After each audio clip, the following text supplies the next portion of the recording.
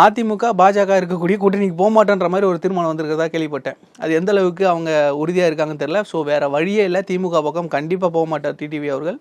இந்த பக்கம் வர்றதுக்கான வாய்ப்புகள் இருக்குது. ஸோ இந்த பக்கம் அணி வலுவாகிட்டே போயிட்டுருக்கு. ஆனால் இந்த பக்கம் திமுக சைடில் பார்த்திங்கன்னா காங்கிரஸ் ஒரு முக்கியமான ஒரு கூட்டணியாக பார்க்கப்படுது. திமுகவை பொறுத்த வரைக்கும் காங்கிரஸ் இல்லாமல் திமுக வெற்றி கிடையாது. அது வந்து நம்ம உறுதியாக சொல்லிட முடியும். திமுக இல்லாமல் காங்கிரஸும் ஒன்றும் பண்ண முடியாது, அதிமுக பக்கம் போக முடியாதுன்னு இருக்கும்போது இது வரைக்கும் போக்கடம் இல்லாமல் இருந்தோமேப்பா, இப்போ தாவேகா இருக்குது நாங்கள் போகிறோம் அப்படின்ற மாதிரி நூல் விட்டுகிட்டே இருக்காங்க. நீங்கள் அதை ரொம்ப நல்லா நுணுக்கமாக பார்த்தீங்கன்னா தெரியும். ராகுல் காந்தி அவர்களுக்கு க்ளோஸாக இருக்கக்கூடிய சர்க்கிள்லேருந்தே கலக குரல்கள் எழுந்துக்கிட்டே இருக்குது. பிரவீன் சக்கரவர்த்தி, இப்போ கரூரில் வந்து ஜோதிமணி அவர்கள், இன்றைக்கி மாணிக்கம் தாக்கூர் அவர்கள். ஆனால் அவங்க வெளியே வந்து பேசுவாங்க, நான் அதை குறிப்பிடலைங்க, தாவேகாவுக்கு போகிறோம் நாங்கள் சொல்லலைங்க, இருக்கிற இடத்துல தான் அப்படின்றது. நாங்கள் ஆட்சியில் பங்கு கேட்க மாட்டோம், அதிக சீட்டு கேட்க மாட்டோம் ஜோடங்கர் பேசினாரா? இப்போ இன்றைக்கி என்ன சொல்கிறார் மாணிக் தாக்கூர்?